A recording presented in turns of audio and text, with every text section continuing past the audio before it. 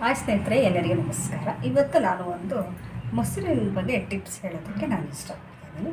ಈಗ ಮೊಸರನ್ನ ನಾವು ಫ್ರಿಜ್ಜಲ್ಲಿ ಇಡ್ತೀವಿ ಹೌದಾ. ಆಮೇಲೆ ಆ ಮೊಸರಿಗೆ ಹಸಿಮೆಣಸಿನ್ಕಾಯಿನೂ ಹಾಕಿ ಇಡ್ತೀವಿ, ಅದು ಹುಳಿ ಬರಬಾರ್ದು ಅಂತ. ಅದು ಒಂದು ಟಿಪ್ಸ್ ಅಂತ ನಾನು ನಿಮಗೆ ಹೇಳ್ಬೋದು. ಆಮೇಲೆ ಇನ್ನೊಂದು ಟಿಪ್ಸ್, ನಾವು ಫ್ರಿಜ್ಜಲ್ಲಾದರೂ ಮೊಸರು ಇಡ್ಬೋದು ಅಥವಾ ಹೊರಗಡೆನಾದರೂ ಮೊಸರು ಇಡ್ಬೋದು.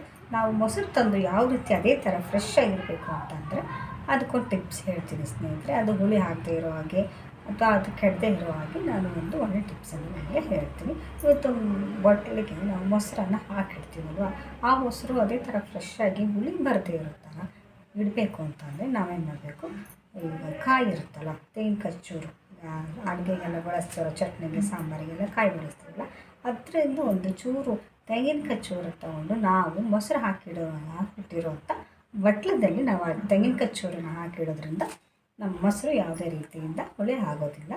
ನಾವು ಯಾವ ಥರ ಅಂಗಡಿಯಿಂದ ತಂದ ಫ್ರೆಶ್ ಆಗಿರುತ್ತೋ ಅದೇ ರೀತಿ ಮೊಸರು ಫ್ರೆಶ್ ಆಗಿರುತ್ತೆ ಸ್ನೇಹಿತರೆ. ನೋಡಿದ್ರಲ್ಲ, ಇದು ಒಂದು ಟಿಪ್ಸ್ ಅಂತ ನಾನು ನಿಮಗೆ ಹೇಳ್ಬೋದು ಸ್ನೇಹಿತರೆ. ಈ ವಿಡಿಯೋ ನಿಮಗೆ ಇಷ್ಟ ಆಗಿದೆ ಅನ್ನೋ ಸ್ನೇಹಿತರೆ, ಹಾಗಿದ್ರೆ ಲೈಕ್ ಮಾಡಿ, ಸಪೋರ್ಟ್ ಮಾಡಿ, ಸಬ್ಸ್ಕ್ರೈಬ್ ಅಂತ ಆಗೋದು ಮರಿಬೇಡಿ ಸ್ನೇಹಿತರೆ.